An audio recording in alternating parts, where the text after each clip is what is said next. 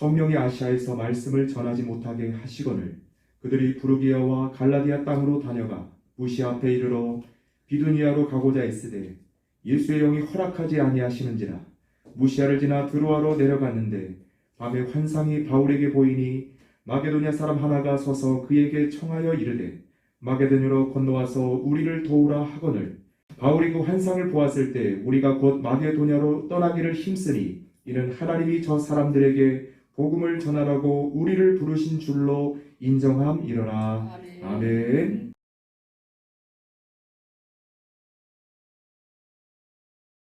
(23년) 전인 1999년 성령께서 아프리카로 선교하러 가기를 원하셨습니다.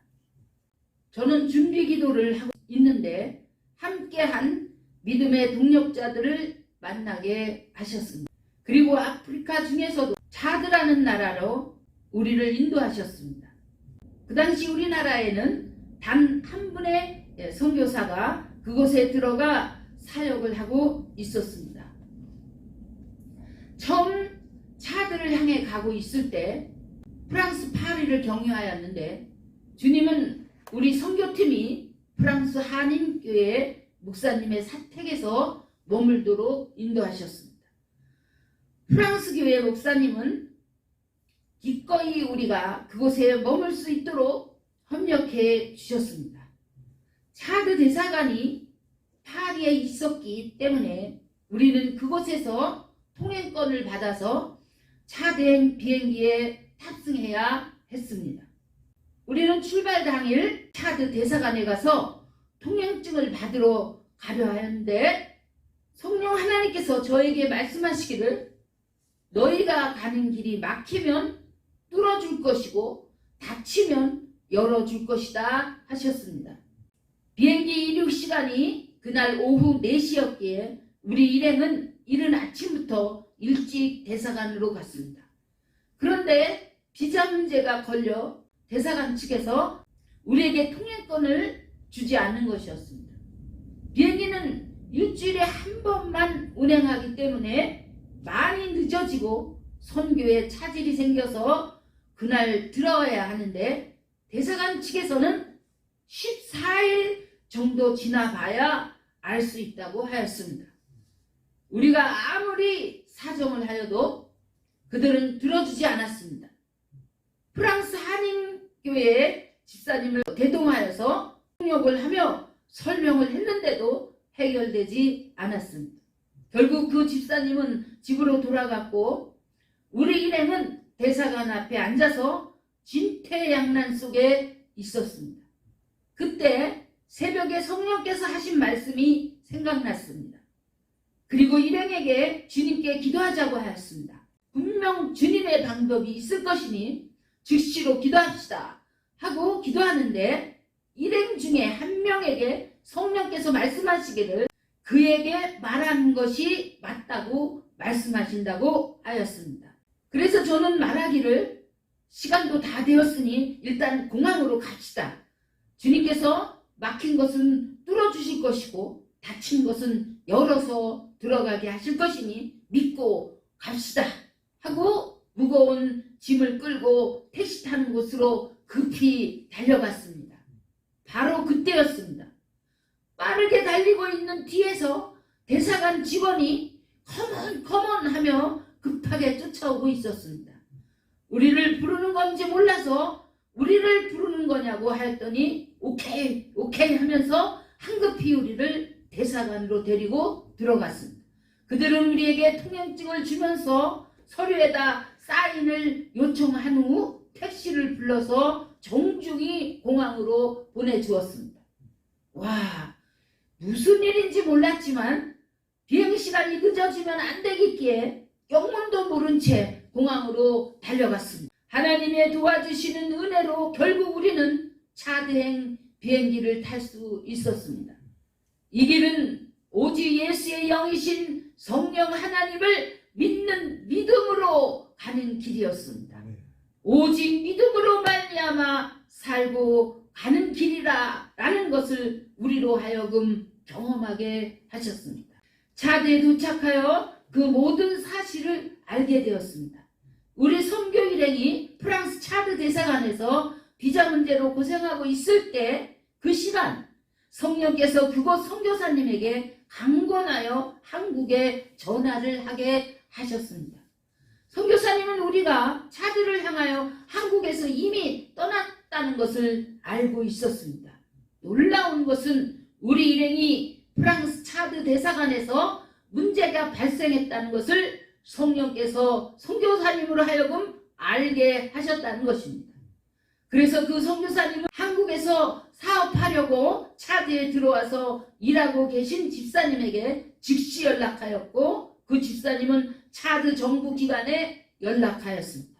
그리하여 차드 대통령의 권한으로 프랑스 차드 대사관에 직접 명령하여 우리 일행을 즉시 입국시키라고 지시하였던 것입니다. 차드에 거주하고 있는 그 한국 사업가는 그 나라 수도인 은자메나 시에 대한민국의 대형 버스를 10대를 기증하여 시내버스가 운행되도록 하였고, 그 나라에 많은 도움을 준 사람이었습니다. 그는 차드의 위정자들과 원활하게 교류를 잘하여 친분과 신뢰도가 있어서 이 모든 일들을 빠르게 처리할 수 있었습니다. 하나님께서 하나님의 큰 뜻을 이루시는 일이기에 하나님께서 직접 하셨습니다. 그 일로 인하여 우리는 더욱 큰 믿음이 생겼습니다. 바로 하나님의 일은 하나님이 하신다는 큰 믿음이었습니다. 은자메나 국제공항에 도착하니 부활의 주님께서 직접 전능하신 모습으로 서서 우리를 향해 미소를 지으셨고 잘 왔다 하시며 인도하셨습니다. 그리고 주님은 그 공항에서 차들을 통하여 아프리카에 이루실 하나님의 구원 계획을 말씀하셨습니다. 차드 공항에서 저에게 임하여 말씀하신 하나님은 이사야 선지자에게 임하신 하나님과 동일하였습니다. 이상 중에 하늘에서 눈을 크게 부릅뜨고 우리를 보고 있는 이슬람의 알라가 나타났는데, 주님께서 비켜 하시니 그 한마디에 구름이 몰려가는 것 같이 알라가 떠나가는 것이었습니다. 저는 그곳에서 만왕의 왕이신 주님의 권세를 보았습니다.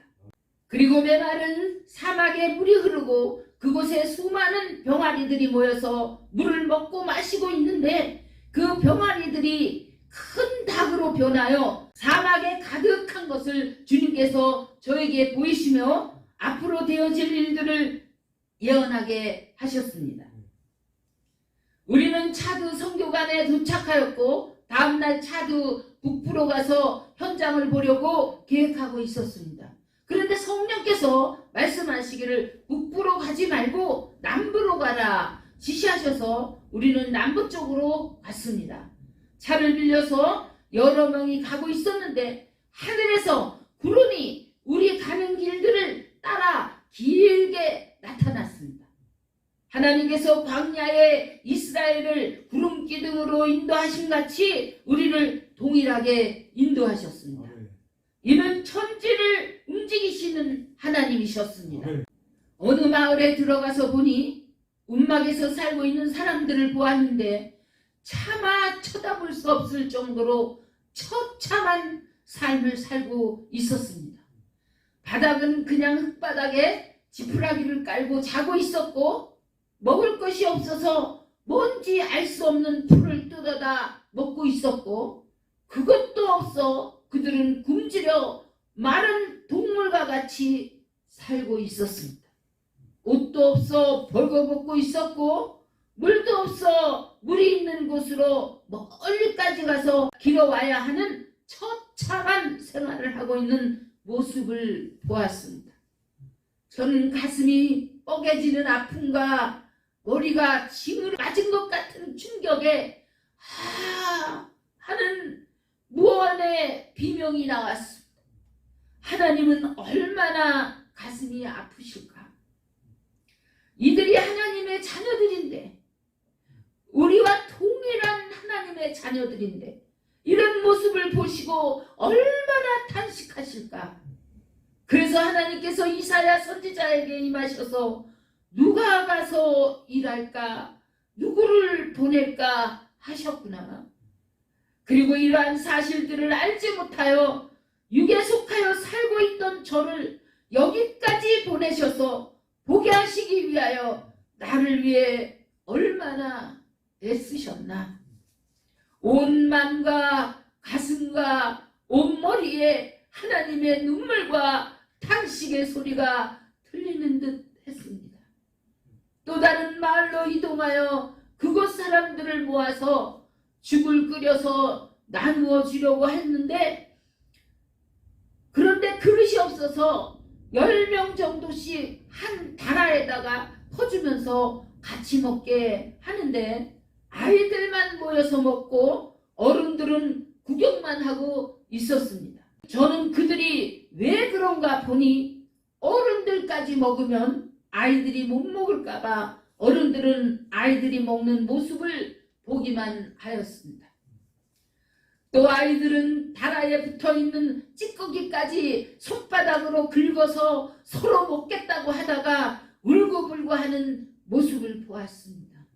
이 상황을 보면서 솟구쳐 흐르는 눈물 속에 한국에서 가끔 듣기만 하던 찬송이 진심으로 흘러나왔습니다. 주님 것을 내 것이라고 우기며 살아왔네. 금은보와 자녀들까지 주님 것을 내 것이라. 아버지여, 철없는 종을 용서하여 주옵소서. 맡긴 재물, 맡긴 생명 주를 위해 쓰겠습니다. 주를 위해 살렵니다. 또 어느 지역으로 이동하는데 물도 없는 다리 밑 냇가에 검은 봉다리들이 움직이고 있었습니다.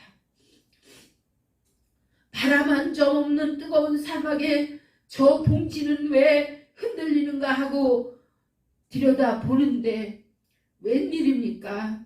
그것은 검은 봉지가 아니라 갓 낳은 아이들이었습니다. 알고 보니 일부 다처제 사회에서 나이 어린 여자아이들이 낳은 아기들을 감당 못해서 그렇게 처참하게 버리는 것이었습니다.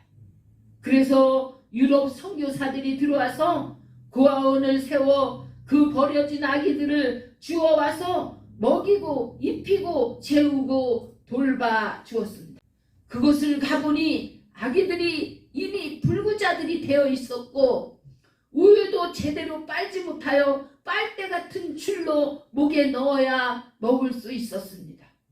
아기들 중에는 팔다리가 엉겨 붙어 있는 불구자도 있어서 정말 할 일이 많다는 것을 깨달았습니다. 그리고 한국에 돌아오는데 우리가 감사하지 못하면 죄다. 아무리 힘들다 해도 물이 있고 전기가 들어오고 세탁기 냉장고가 없는 집은 없고 너무 잘 먹고 잘 입고 잘 살면서도 감사하지 않고 하나님을 영화롭게도 아니하는, 이건 정말 아니었습니다. 이것은 하나님 앞에서 너무나 겸손한 삶이 아니었습니다. 한국에 돌아와서 기도하는 중에 주님께서 너의 재산 전부를 내 백성을 위하여 내게 다 내놓고 너는 세계를 향해 가라 하셔서 즉시로 순종하였습니다. 주신 이도 여호와시요 다시 달라시는 이도 여호와시니 받으십시오.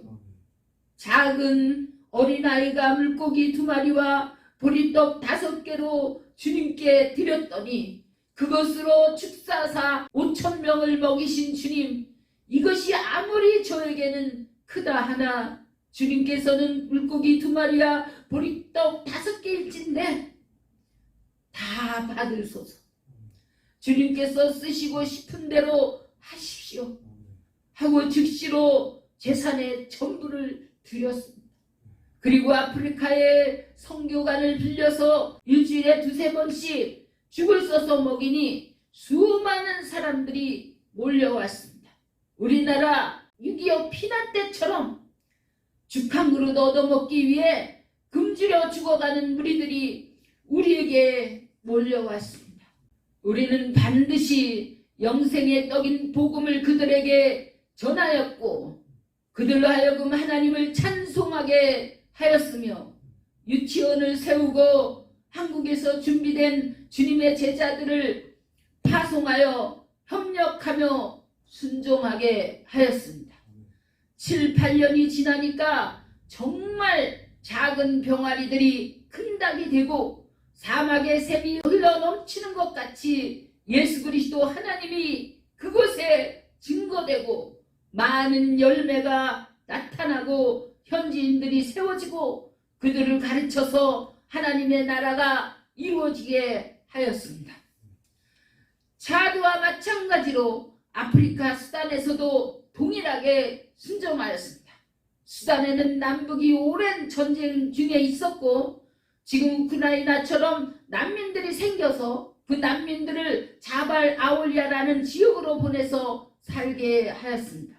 그곳에서도 굶주림 속에 떨며 죽어가고 있는 난민들을 위해 성교관을 빌려서 죽을 끓여 먹였고 많은 물품들을 가져다 입히고 유치원을 세워 교육하며 복음을 잘 전하였습니다. 우리는 가는 곳마다 육신의 생명보다 더 중요한 영생의 복음을 반드시 전하였습니다. 장사라라는 제자를 준비하여 수단에 파송하였는데 그 한 명의 순종의 삶이 얼마나 빛이 나는지 하늘의 수많은 별들 중에서도 눈에 띄도록 빛났습니다. 천국에서 해같이 빛나는 모습이었습니다. 수단 한인협회와 대사관에서도 많은 도움을 주었고 한국의 유명한 대기업에서도 협력해 주어서 하나님의 백성들을 살리는 역사가 더욱 아름답고 귀하고 영광이 되게 하였습니다. 이 일은 앞으로도 계속 진행될 것이며 주님 오실 날까지 쉬지 않을 것입니다. 주님은 말씀하십니다. 너희와 같은 종들이 있는 한 이 나라 대한민국을 지킨다. 전쟁에도 경제에도 환난 시대에도 세상 끝날까지 지켜준다. 이 말씀은 먼저 하나님의 나라와 그의 의를 구할 때 너희 모든 것을 더하여 주리라 하시는 말씀이었습니다. 지금도 지구촌 곳곳에 하나님의 사랑을 알지 못하여 구원받지 못하고 원인도 알지 못하며 살아가는 사람들이 너무나 많습니다. 또한 이들은 다가오는 대환난 속에서 복음을 듣지 못하고 알지 못하여 헤매고 있습니다. 하나님의 나라의 백성들을 살리는 이 위대한 주님의 일에 하나님의 마음과 하나님의 눈물을 가진 자 모두가 합력하여 선을 이루시다. 우리 모두 예수 그리스도 하나님의 위대한 역사에 일어나 함께 감당합시다. 하나님께 기도합니다.